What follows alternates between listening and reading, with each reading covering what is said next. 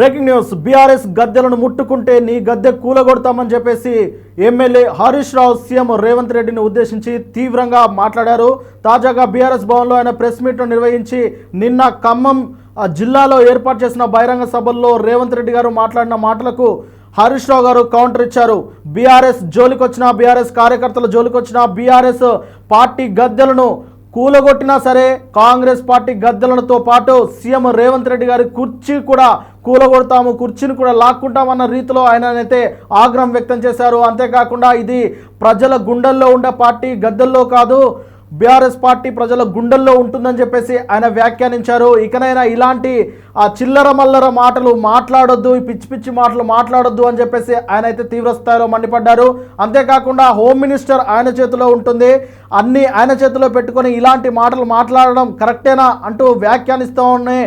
అలాగే రెచ్చగొట్టేలా, ఆ పార్టీలను రెచ్చగొట్టేలా, శాంతి భద్రతలకు విఘాతం కలిగించేలా సీఎం రేవంత్ రెడ్డి గారు మాట్లాడుతుంటే తెలంగాణ డీజీపీ ఏం చేస్తున్నారు అని చెప్పేసి కూడా ఆయన ప్రశ్నించారు. మొత్తం మీద బీఆర్ఎస్ పార్టీని ముట్టుకుంటే అగ్గోలే మండుతుందని చెప్పేసి ఆయన తీవ్ర స్థాయిలో కౌంటర్ అయితే ఇచ్చారు.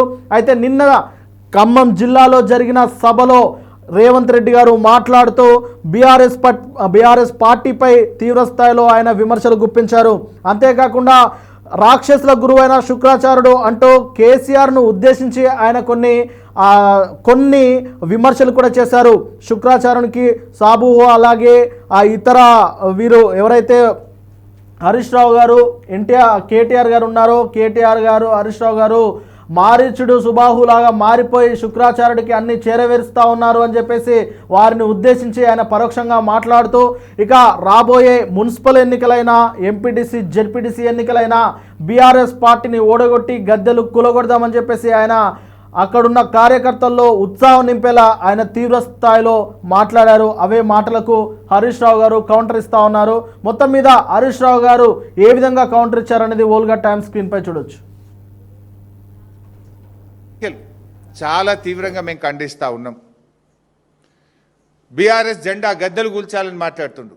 బిడ్డను బీఆర్ఎస్ జెండా గద్దెల దోలికొస్తే నీ గద్దె కూల్త జాగ్రత్త అని చెప్పి హెచ్చరిస్తూ ఉన్నాం. దుమ్ము అయిపోతావు బిడ్డ నువ్వు.